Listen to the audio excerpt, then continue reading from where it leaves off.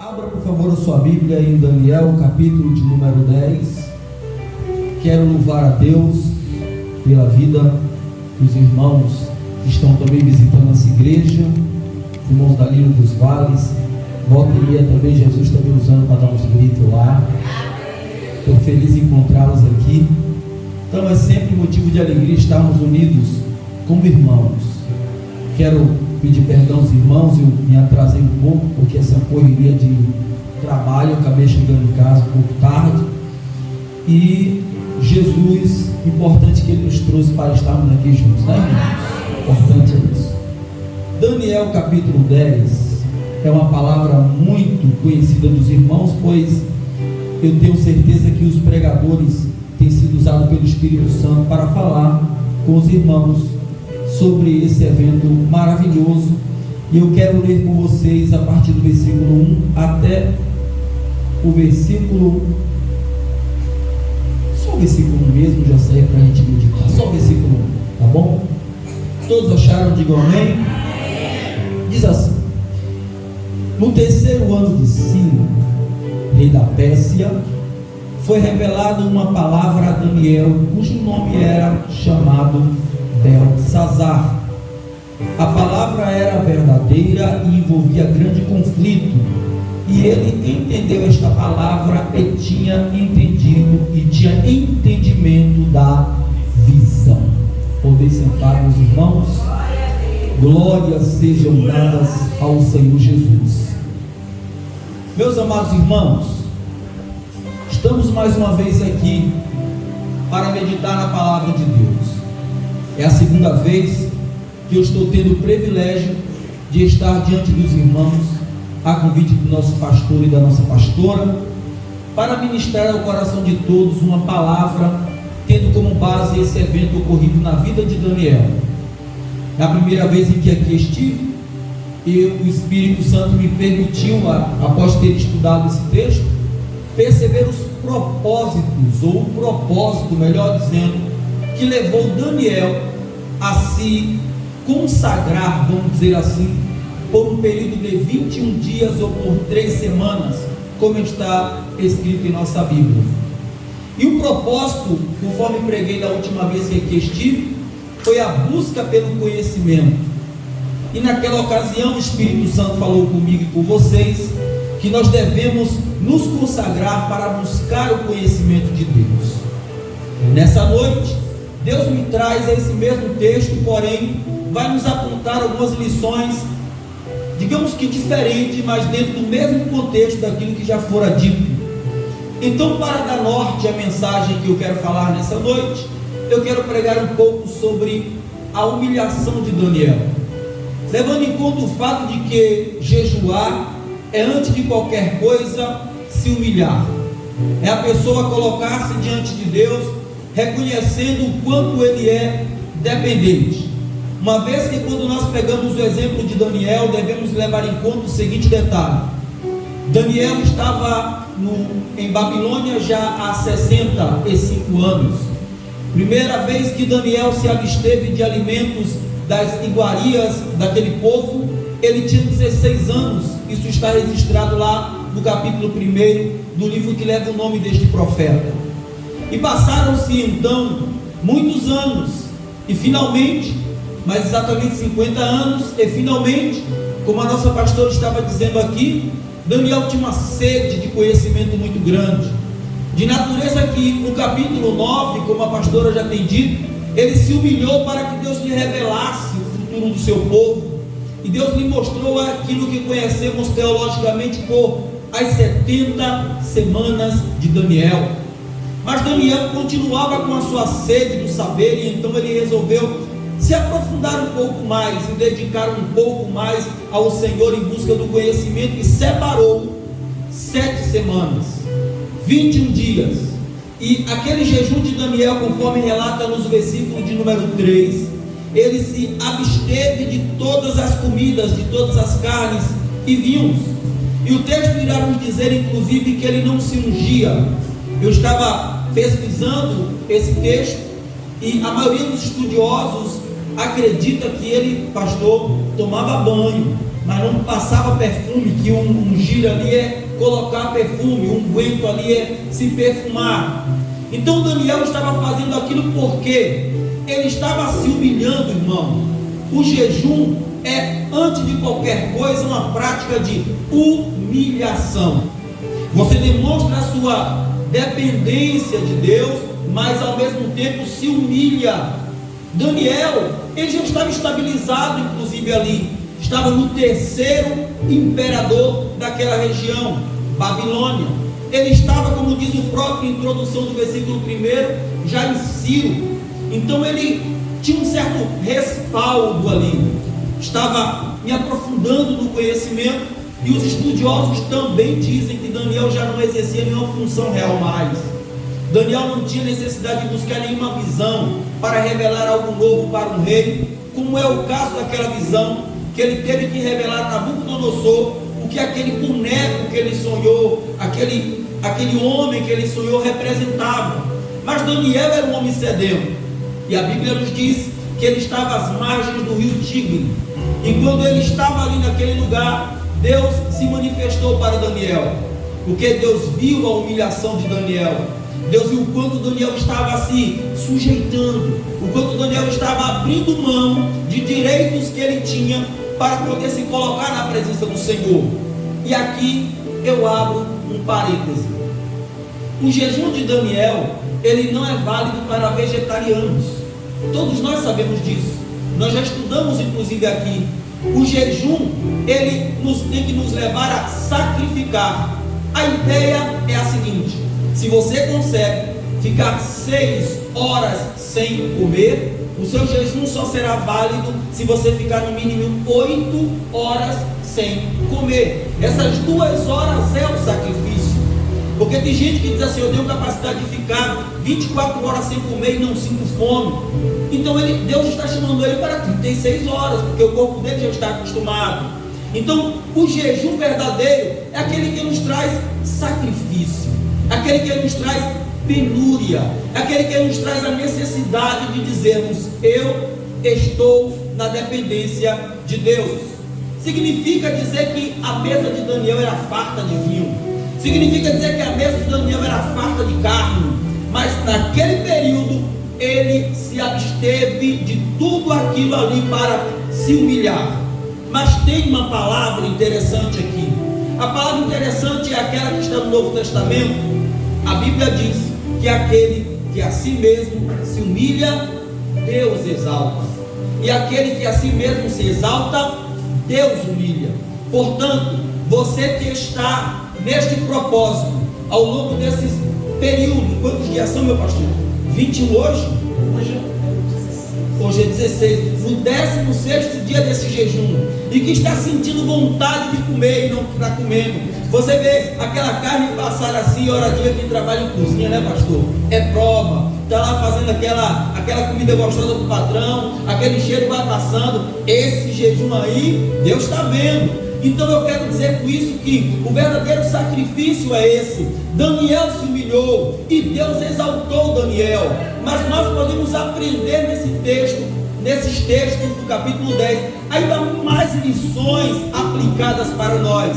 E cuidadosamente lendo de novo e buscando Jesus, ajeita uma palavra aqui para eu poder pregar ali, para não passar vergonha, porque ele tem pregador bom, tem o pastor Raimundo, tem a pastora Jaciara, tem Álvares, tem Graziela, tem um povo aqui que come Bíblia. Então Jesus ajeita uma palavra aí ele teve misericórdia de mim e ajeitou uma palavra para nós aqui nessa noite, mostrando-nos para nós o resultado do jejum ou da humilhação de Daniel. E eu pude observar, pelo menos, meus amados irmãos, 4 resultados provenientes daquele jejum que Daniel fez, daquela humilhação que Daniel passou, e que eu acredito que é também para você que está nesse propósito esta palavra. E qual foi o primeiro resultado da humilhação de Daniel? O primeiro resultado daquela humilhação foi visão espiritual. A Bíblia Sagrada nos diz, entre os versículos 1 da sua Bíblia até o versículo 8 da sua Bíblia, do capítulo 10 de Daniel,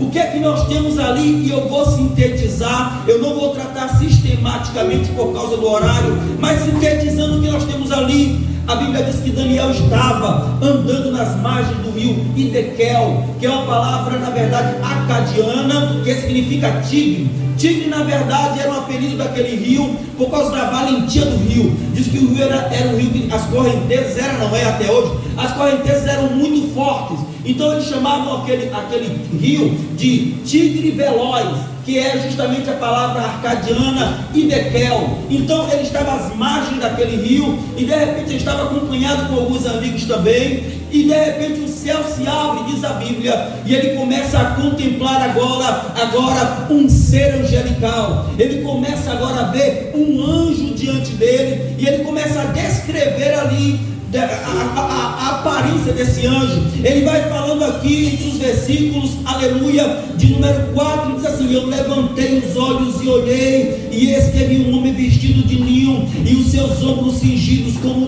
de ouro fino de um faz, e o seu corpo era de berilo, e o seu rosto parecia com relâmpago, e os seus olhos como tochas de fogo, e os seus braços e os seus pés como bronze polido, e a sua voz das suas palavras eram voz como de uma multidão. Ele começou a descrever aquele ser celestial. Ele começou agora, meus irmãos, a receber da parte de Deus, por causa da sua humilhação, visão celestial. Deus começou a mostrar para ele coisas que não mostrava para ninguém. Essa visão celestial é tão importante nós ressaltarmos, que ela foi extremamente especial. Aí nos versículos de número 7 e 8 vai dizer que ele estava com seus amigos, mas só ele teve aquela visão. Sabe o que acontece? Porque ele estava no meio dos seus amigos, mas só ele estava no propósito, só ele estava no jejum, só ele estava na visão. Deus tem visão espiritual para a tua vida. Ele vai abrir os teus olhos e mostrar coisas transcendentais. A Bíblia diz que Ezequiel estava também lá em Babilônia, às margens do rio Quebar. Apesar da palavra hebraica Quebar estar ali, não era um rio propriamente dito, era um braço justamente do rio Eufrates. Na verdade era um córrego que se abriu ali para cultivar a terra. É mais ou menos o que fizeram aqui com o Rio São Francisco, na região do Nordeste. Havia-se um braço ali, e ele estava caminhando ali na lavoura, porque ele estava como lavrador ali. Ele estava caminhando nas margens do rio Quebar, e de repente o texto diz que Deus abriu os céus, e ele teve visões de Deus. Ezequiel estava cercado de escravos também, Daniel também estava cercado de pessoas, mas Deus deu a visão a Ezequiel, Deus deu a visão a Daniel. Eu quero dizer que você está cercado de pessoas, mas porque você está na humilhação, porque você está no propósito, Deus tem visão para ti. E um detalhe interessante, não é visão de homem, é visão celestial. A visão do homem se contrapõe à visão celestial, mas a visão celestial é infinitamente superior à visão do homem. A visão do homem é desemprego, a visão do homem é doença, a visão do homem é violência, mas a visão do céu é paz, a visão do céu é prosperidade, a visão do céu é alegria. Então esta é a visão que Deus tem para você. Não importa o que dizem os meios de comunicação, que vivem tocando o terror da sociedade. É violência para cá, é coronavírus para lá, é desemprego para cá, é desgoverno para lá, mas nossos olhos estão fintados no céu. A nossa esperança está em Deus. Nós temos visão do alto, porque nós estamos na presença do Senhor.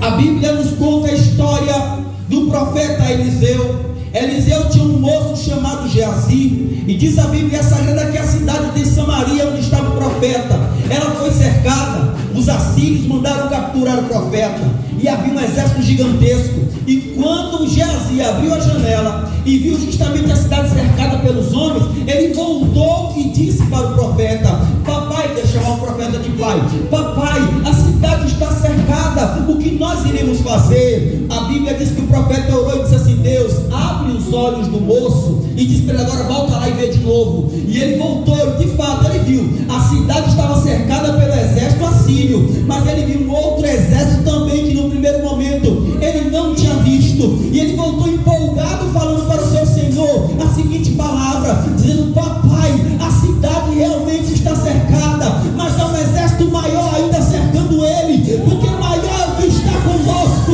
do que o que está com ele. Você que está no propósito, receba esta palavra: maior é o que está com você, maior é o que está com você. Deus não vai deixar o teu propósito cair por terra. Se humilhe na presença de Deus e ele vai te exaltar. Bendito seja o nome de Jesus. A humilhação de Daniel trouxe visão celestial para ele. A sua humilhação também lhe trará visão. Você vai parar de ver as coisas apenas pela aparência. Deus vai lhe mostrar coisas transcendentais. Você vai enxergar água na rocha, como Moisés enxergou no deserto. Você vai enxergar solução no meio de problemas insolúveis. Deus vai desvendar os teus olhos. Você que está nesse propósito, você que está pagando um preço, você que está enfrentando verdadeiras guerras, mas está dizendo: eu vou até o fim, eu vou enfrentar. O resultado vai ser visão da parte de Deus para a tua vida. Segundo presente que Deus deu para Daniel em sua humilhação foi audição espiritual. Daniel recebeu a primeira visão. Deus mostrou um anjo para ele. Era o anjo Gabriel que estava lhe orientando. Mas Deus também deu a ele a capacidade de ouvir coisas espirituais. A Bíblia nos diz aí na sua Bíblia, do versículo 9 ao versículo 13, o anjo começa a falar ao ouvido de Daniel.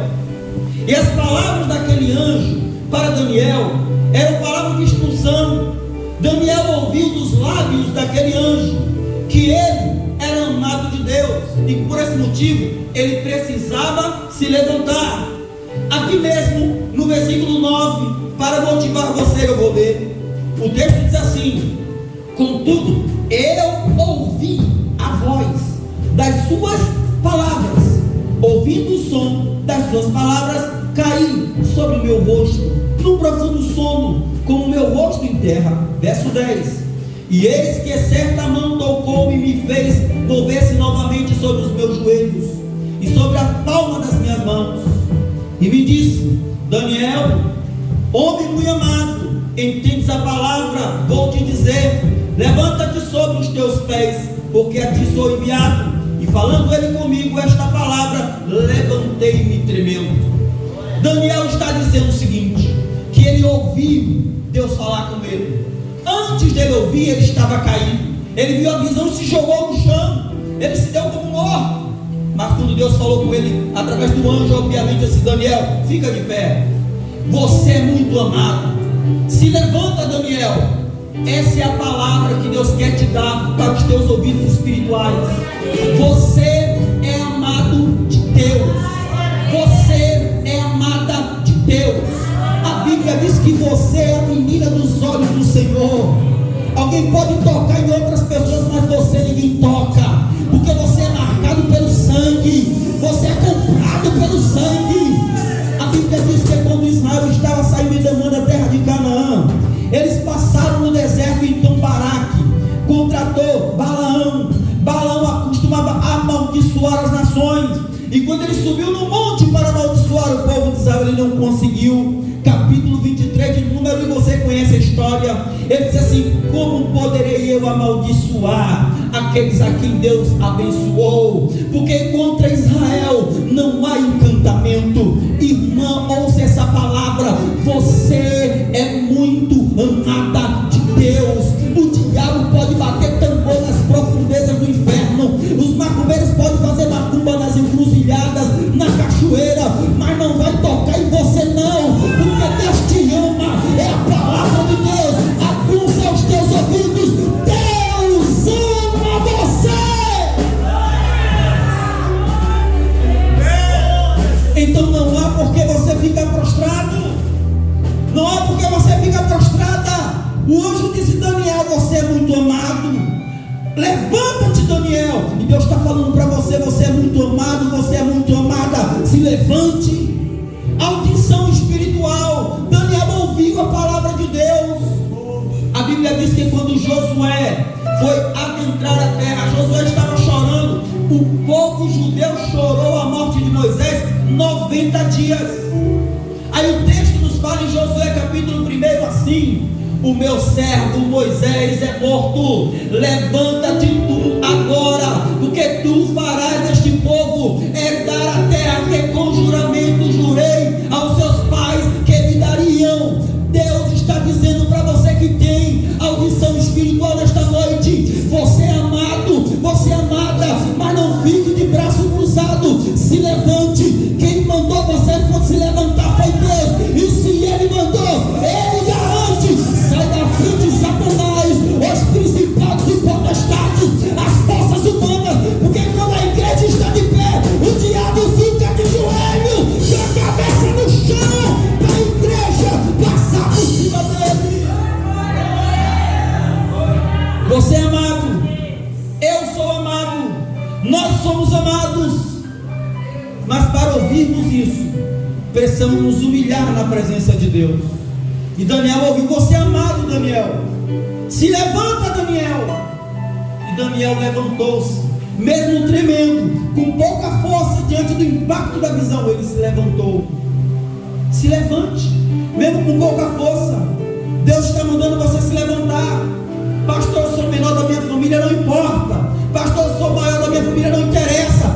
Deus não faz acepção de pessoas. Se levante, se coloque de pé espiritualmente. É a palavra de Deus para você nessa noite. Então Daniel teve sua audição espiritual aguçada para ele se levantar. Mas também no versículo de número 12 ainda, falando sobre a audição espiritual de Daniel, o anjo falou para ele: não temas, não tenha medo, não tenha medo, Daniel. É o que o Espírito Santo está falando para você. Você é amado, se levante, não tenha medo. É Deus que está dizendo para você: não tenha medo. Deixa-me lhe dizer uma coisa que você já deve saber.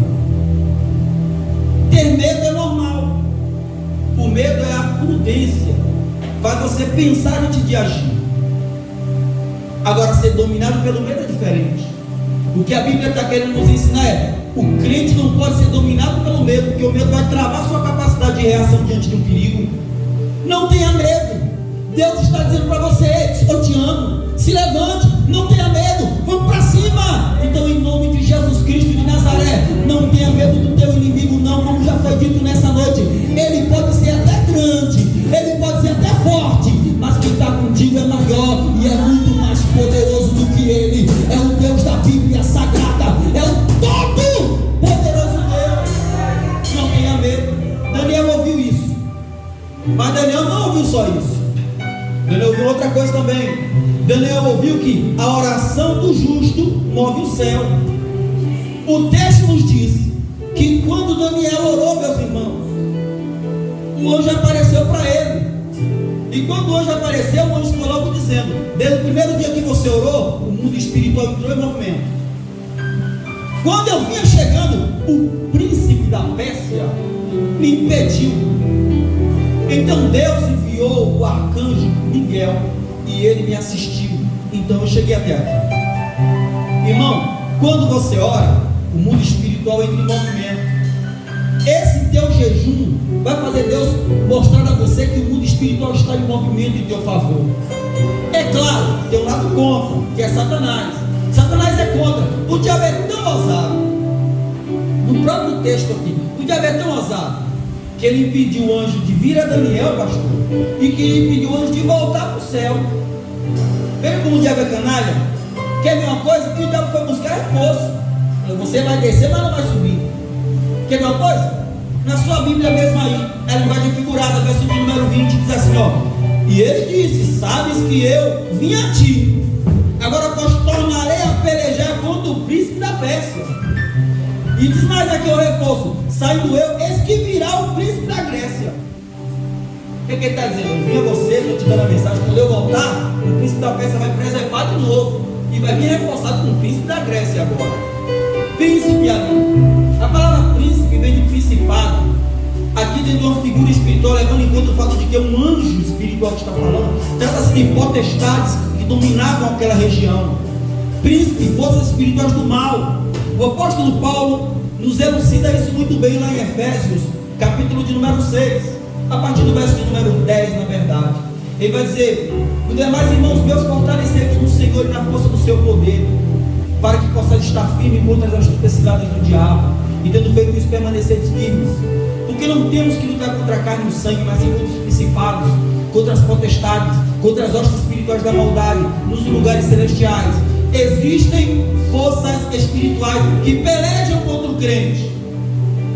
Quando nós vemos o que eu já falei, o índice de violência aumentando, quando nós vemos o índice de doenças aumentando, quando nós vemos a miserabilidade se espalhando, tudo isso são ações demoníacas através de homens.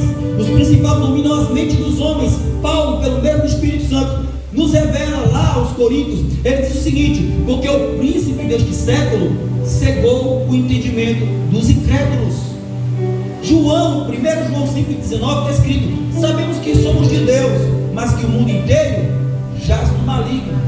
O Senhor Jesus, ele vai falar que o Espírito Santo veio convencer o homem do pecado, da justiça e do juízo. Do pecado porque aqueles que não creram, do juízo porque o príncipe deste mundo já está julgado. Então o diabo governa a mente dos homens. Ele tem poderes espirituais para governar os ímpios. Então muitas vezes se levantam contra o povo de Deus. Existem ações do diabo, meus irmãos, que elas são diretas e indiretas.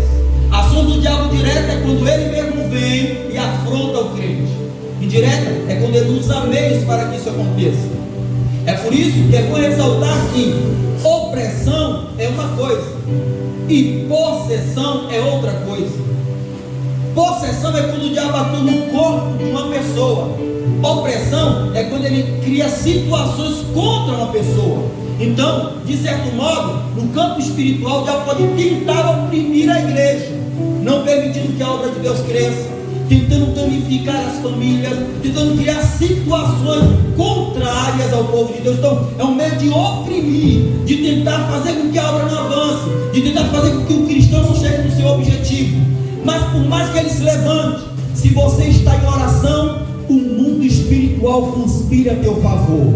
Deus está do teu lado. Não importa o exército de Satanás, pode ser um exército poderoso. O diabo pode ter escravos lá fora, mas aqui dentro Deus tem um povo poderoso, cheio do Espírito Santo, que quando marcha na largura da terra, não tem medo de homem, respeita homem alto, homem baixo, homem rico, homem pobre, mas espiritualmente é um povo ousado, que coloca a mão na cabeça e diz: Satanás, sai em nome de Jesus, e ele vai ter que sair, porque quem está contigo é o Espírito Santo de Deus.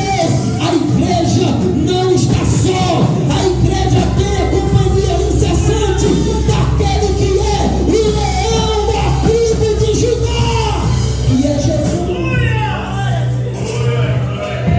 Mas Daniel teve a revelação de que houve uma guerra espiritual, e Deus quer te dar essa mesma revelação.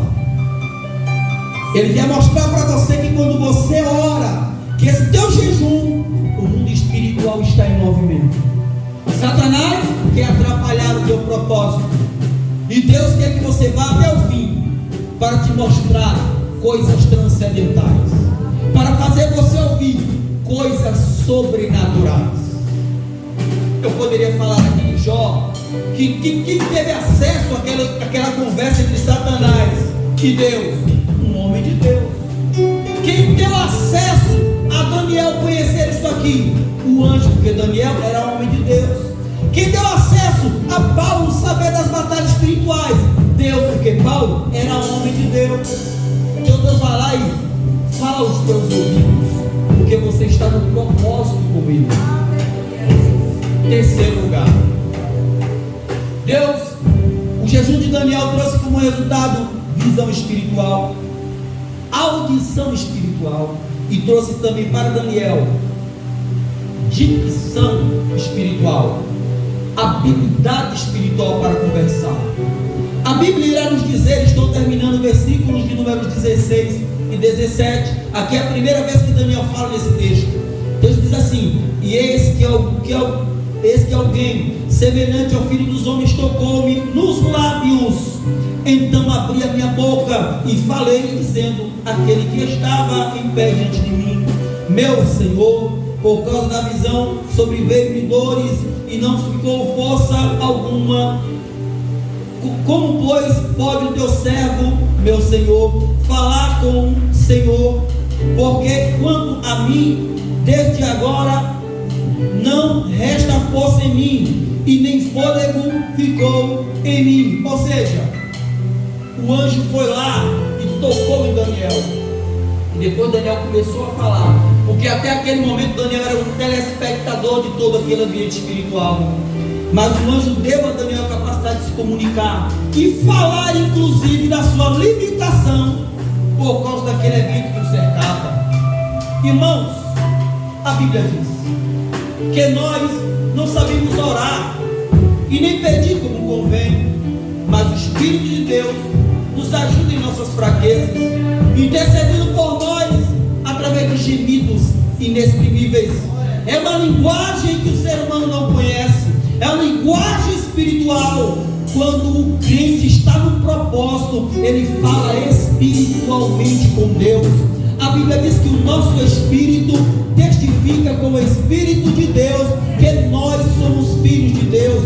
Há um bate-papo de intimidade, há uma conversa espiritual, mas isso só acontece quando nós estamos no propósito. Isso faz me lembrar, no mínimo, de dois profetas. Eu poderia falar de Moisés também. Lá no deserto ele falou: Senhor, eu não sei falar. Deus falou: eu te ensino, rapaz, fica tranquilo, foi eu que fiz a boca do mudo. Então, quando o profeta Isaías encontra-se com o Senhor no templo, a Bíblia diz que ele estava pasmo, olhando para aquilo ali, e disse: ai de mim, que vou perecendo, porque meus olhos viram o rei, porque eu sou um homem de lábios impuros e habito no meio de um povo de impuros lábios. E a Bíblia diz que o anjo foi lá, pegou um antenaz, que é um aparelho que pega a brasa, ele foi com antenaz, pegou a brasa e queimou a boca do profeta e disse: vai, agora você pode falar, abrir a tua boca e falar. A Bíblia também fala do profeta aqui também. Eu acho que foi o profeta Jeremias, me ajude se eu estiver errado. Jeremias falou: eu não sei falar, Senhor. Aí Deus falou: que nada, não se preocupa, eu te consagrei no ventre da tua mãe, e o que eu mandar você disser, você vai dizer. O Senhor Jesus no Novo Testamento disse para mim e para você: não se preocupe com o que você vai falar, porque eu vou colocar as palavras na tua boca. Então, em nome de Jesus, este propósito que você está, Deus vai te dar uma dicção espiritual, uma habilidade para falar com Deus. Quando você abrir a boca, vai sair unção, vai sair fogo, vai sair graça. As pessoas vão fazer questão de ouvir você pregar, de ouvir você falar, de ouvir você cantar, porque você vai ser um antes e um depois desse propósito. Então, em nome de Jesus Cristo, nesta noite, deixa Deus passar aqui com a tocha acesa e queimar os teus lábios aí agora. Queima, Senhor, os lábios do meu irmão. O Daniel recebeu uma nova linguagem, reconheceu seus limites. Em último lugar, a humilhação de Daniel resultou em visão espiritual, resultou em audição espiritual, resultou em dicção espiritual e finalmente em fortalecimento espiritual. Vocês podem notar isso para terminarmos no versículo de número 18 e 19. No versículo 19 vai aparecer duas vezes a palavra o anjo fortalecendo ele. Observem bem a leitura para terminarmos, que diz assim: aquele que tinha a aparência de um homem tocou-me outra vez e fortaleceu-me. Continuando no versículo 19: e disse: não temas, homem muito amado, Pai seja contigo, anima-te, sim, anima-te. Falando ele comigo, fui fortalecido. E disse: fala, meu Senhor, porque me fortalece. Oh, glória. Esse teu propósito vai tirar daí um homem forte, vai tirar daí uma mulher forte. A humilhação do profeta Daniel, 21 dias de jejum, fez de Daniel um homem forte. E esse 21 dias de jejum que você está vivenciando vai fazer de você uma mulher forte. Você será um homem mais resignado, uma mulher mais resignada. A Bíblia Sagrada diz, o apóstolo São Paulo, ele fala 2 vezes, uma em Coríntios e outra em Romanos, que os fortes devem suportar os fracos. Mas quem é os fracos? Os fracos são aqueles que a pastora falou aqui, são aqueles que não têm condição de perdoar aqueles que ele ofende. Quem são os fortes? São aqueles que, mesmo ferindo um lado dele, ele dá o outro para ser ferido. Pastor, significa então que se alguém não está na minha cara, tem que dar o outro? Não é essa a linguagem do texto. A linguagem do texto está dizendo: dê uma segunda chance para aqueles que lhe ofendem. Se quiser caminhar uma milha, vai 2 com ele. Se te pedir a calça, dá a túnica também. Ou seja, o forte, irmão, é aquele que tem a capacidade de perdoar aqueles que lhe ofendem. O forte é aquele que tem a capacidade de pedir perdão quando erra. O forte é aquele que olha para a pessoa, independente hierarquicamente, se ele é o pai, se ele é o filho ali, se ele é o diretor da empresa, olha para o seu funcionário e diz assim: eu errei, me desculpe. Isso é fortaleza. Deus vai nos tirar nesses momentos, Deus vai nos preparar nesses dias para que nós sejamos mais fortes. Nós estamos cansados, eu estou terminando, de uma igreja fraca, pastor, uma igreja onde as pessoas não têm condição de pedir perdão, uma igreja onde as pessoas não têm condição, a palavra de sempre perdoe, uma igreja onde as pessoas se acham super-homem, montadas sobre um muro do orgulho. Nesta noite Deus quer romper esta cadeia, Deus quer jogar por terra o teu orgulho, fazer de você um homem forte, uma mulher forte, cheia da graça de Deus. Suporte os fracos, eles são assim mesmo. Mas se você se humilhar, Deus vai fazer de você um homem forte. O apóstolo Paulo disse no capítulo 12 que ele se gloriava na sua fraqueza, porque ele sabia que quando ele estava fraco, ali é que ele estava forte. Então nesta noite Deus está fortalecendo você na perspectiva inversa. Ele está te dando força para você ser mais humilde. Ele está te dando força para você parecer mais com Jesus. Ele está te dando força para você ser um crente cada vez mais cheio da unção e cheio da graça. Esse jejum vai tratar sua alma, esse jejum vai tratar suas emoções. Mas entenda, e eu termino: jejum é humilhação. Jejum não é exibicionismo. A Bíblia fala que Jesus falou que os fariseus iam para as praças fazer questão que estavam jejuando. Jesus falou: eles já receberam o galardão dele.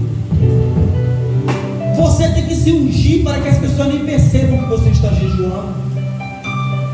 Tem gente que faz questão de dizer: eu estou jejuando, eu estou no propósito de 150 dias de jejum. Não faça isso. O seu jejum é para Deus. Deus é que quer ser glorificado. Porque você tem que entender o seguinte: o teu jejum é para Deus. Tudo que você faz é para Deus. Deus tem que ver o teu sacrifício. Eu vou terminar cantando um hino que eu me lembro muito que os irmãos costumavam cantar aqui. Caio, me ajuda aí. Diz mais ou menos assim: que ele cresça, eu diminua, ele apareça, eu me constranja com a sua glória, de novo Senhor.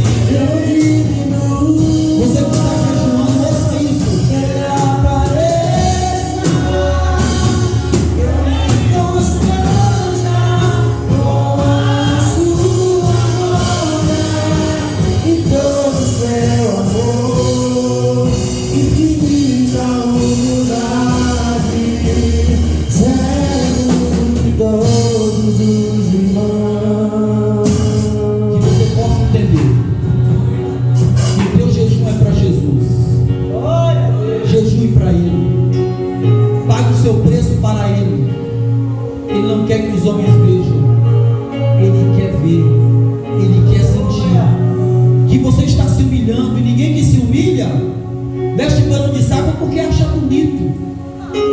Ninguém que jejua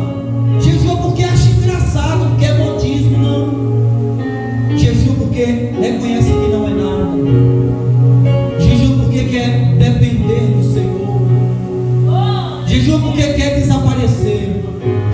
Jejua porque quer ver Deus ser glorificado.